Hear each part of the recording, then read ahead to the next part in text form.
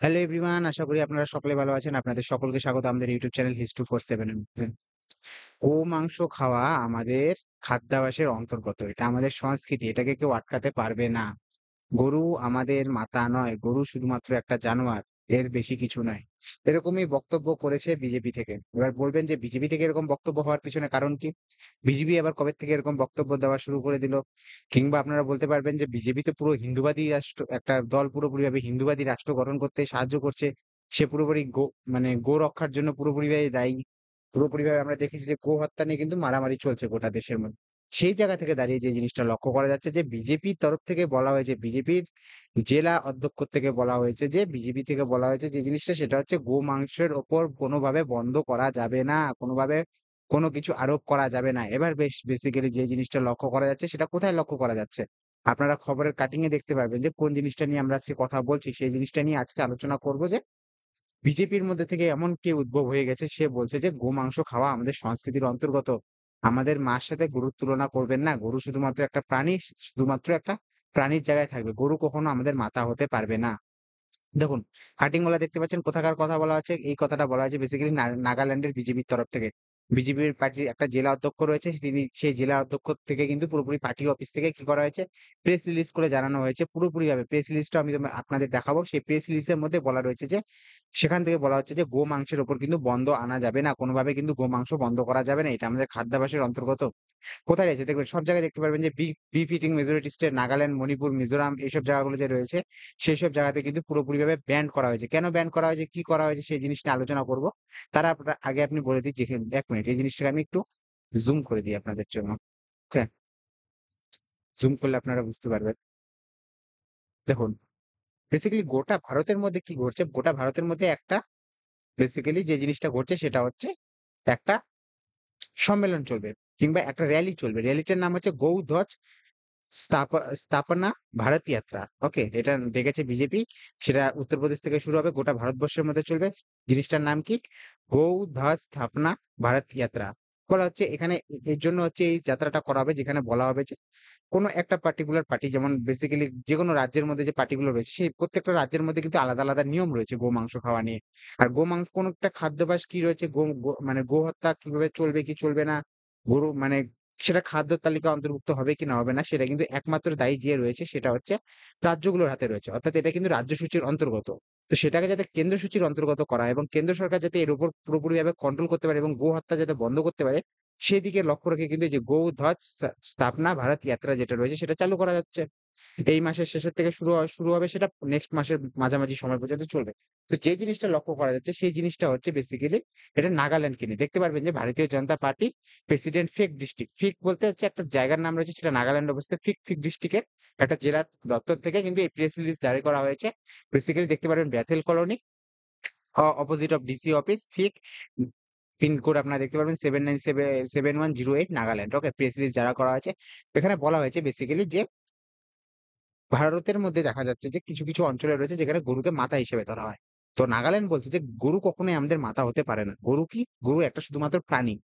তাকে প্রাণীর জায়গায় থাকতে দিন, তাকে মাথা বানানো চলবে না। আর আমাদের মার সাথে কিন্তু গরুর কখনো তুলনা হতে পারে না। ওকে, কারণ গরু আমাদের খাদ্যাভ্যাসের অন্তর্গত, আমাদের সংস্কৃতির অন্তর্গত। আমাদের পূর্বপুরুষ থেকে কিন্তু গরুকে খাদ্য হিসাবে গ্রহণ করে আসছে। সেই জায়গা থেকে দাঁড়িয়ে কিন্তু সেটাকে কিন্তু পুরোপুরিভাবে আমি ছোট করে দিই না? না, ছোট হয়ে গেছে। তো সেই জায়গা থেকে দাঁড়িয়ে কি বলা হচ্ছে? সেই জায়গা থেকে দাঁড়িয়ে বলা হচ্ছে যে কোনভাবেই কিন্তু এটাকে কিন্তু নিজের খাদ্যাভ্যাসের তালিকায় আনা যাবে না। জাস্ট a মিনিট, এটাকে আমি ছোট করে দিই। ওকে? এটাকে কিন্তু পুরোপুরিভাবে আমাদের খাদ্য তালিকা থেকে বাদ দেওয়া যাবে না। কেন বাদ দেওয়া যাবে না? এটা আমাদের অন্তর্গত। কিসের অন্তর্গত? এটা আমাদের সভ্যতার অন্তর্গত, এটা সংস্কৃতির অন্তর্গত পুরোপুরিভাবে। জাস্ট a মিনিট, এটাকে চেঞ্জ করে দিই আমি। এবার ঠিক আছে। যে জিনিসটা বলা হচ্ছে, সেখানে বলা হচ্ছে যে গরুকে কখনোই মাতার সাথে তুলনা করা যাবে না। আর বিজেপি যাতে এরকম না করে যে আমাদের যে গো হত্যা যেটা রয়েছে, সেটাকে কিন্তু কানুন বানিয়ে যেতে ভারতের নিষেধাজ্ঞা জারি করা না হয়। কারণ নাগাল্যান্ডের মধ্যে বেশিরভাগ জনগোষ্ঠী রয়েছে, তারা কিন্তু গোমাংস খেয়ে থাকে। সেটা তাদের সংস্কৃতির অন্তর্গত পুরোপুরিভাবে। তো সেই জায়গা থেকে দাঁড়িয়ে যেটা বলা হচ্ছে যে গোমাংস যাতে, এই যে গোমাংসের উপর কিন্তু যে নিষেধাজ্ঞা জারি করা হচ্ছে, এটা শুধুমাত্র একটা তানাশাই, একনায়কতন্ত্রের প্রতীক। এটা কেউ কারো হচ্ছে খাদ্যাভ্যাসের উপর কিন্তু নিয়ন্ত্রণ করতে পারে না। যদি এরকম কারো খাদ্যাভ্যাসের উপর নিয়ন্ত্রণ করা হয়, তার কিন্তু প্রতিবাদ করা উচিত। আর এই যে বেসিক্যালি আমি যেটা বললাম, বেসিক্যালি যে সম্মেলনটা যে র‍্যালিটা বের হবে সেটা কিন্তু পুরোপুরিভাবে কিন্তু নাগাল্যান্ডের এবং মেঘালয়ের মধ্যে কিন্তু বন্ধ করে দেওয়া হয়েছে। ওকে? মিজোরামেও বন্ধ করা হচ্ছে। মনে করা হচ্ছে যে বন্ধ করা হবে কিছুদিনের মধ্যে। এটার কিন্তু পারমিশন দেয়নি। এবার মেইন জায়গায় আসলো। মেইন জায়গা হচ্ছে ৪ই জুন। ওকে? ৪ই জুন কি হয়েছিল? ৪ই জুন হয়েছিল ভারতের মধ্যে লোকসভা ইলেকশনের রেজাল্ট। যেখানে বিজেপি কিন্তু নিজের পুরোপুরিভাবে সিট পেতে পারেনি। ২৪০ টা সিট এসেছে। ২৭২ টা সিট দরকার, ৩২ টা সিট কম ছিল। নানির সরকার হয়েছিল মানে নীতিশ এবং নাইডুর দ্বারা কিন্তু যখন জোট দেওয়া হয় সেক্ষেত্রে কিন্তু সরকার গঠন হয়। এবার যে জিনিসটা লক্ষ্য করা গেছে সেই জিনিসটা হচ্ছে বেসিক্যালি তারপর থেকে কিন্তু বিভিন্ন প্রদেশে কিন্তু বগাবত সৃষ্টি হয়ে গেছে। বাগাবাদ বলতে যে যা ইচ্ছা তা কিন্তু করে যাচ্ছে।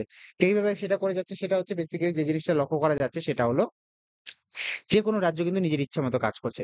আমরা দেখলাম ইউপি কিন্তু নিজের ইচ্ছামত কাজ করছে এবং নর্থ ইস্টের রাজ্যগুলি দেখছি যে সেখানেও কিন্তু নিজের ইচ্ছামত কাজ করাচ্ছে এবং নর্থ ইস্টে কিন্তু বিজেপি কোনোভাবেই কিন্তু এখানে হস্তক্ষেপ করতে পারবে না।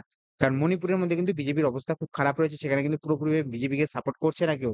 এবং নর্থ ইস্টের মধ্যে বেসিক্যালি মণিপুরের মধ্যে যে ঘটনা ঘটছে সেটা কিন্তু পুরোপুরিভাবে কিন্তু নরেন্দ্র মোদির জন্য একটা মাথা ব্যাথার কারণ দাঁড়িয়েছে।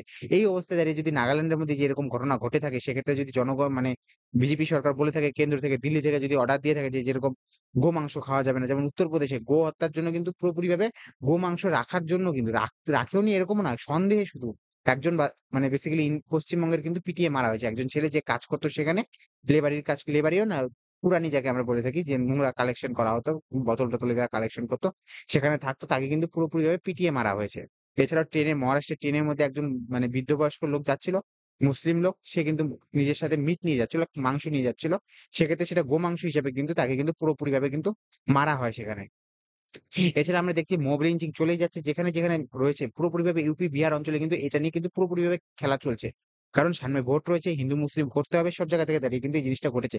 এই সময় দাঁড়িয়ে কিন্তু নাগাল্যান্ডের থেকে নাগাল্যান্ডের নিজের লোক, বিজেপির লোক বলছে যে আমরা পুরোপুরিভাবে আমাদের যে নাগাল্যান্ডের সিএম রয়েছে, সিএম এর আমরা কিন্তু এটা পুরোপুরিভাবে সিএম এর অনুমতি নিয়ে কিন্তু আমি এটা প্রেস রিলিজ করছি। যেখানে বলা হচ্ছে যে পুরোপুরিভাবে নাগাল্যান্ডে কিন্তু আমরা মাংস খাওয়া কিন্তু বন্ধ করব না। কারণ এটা আমাদের সংস্কৃতির অন্তর্গত।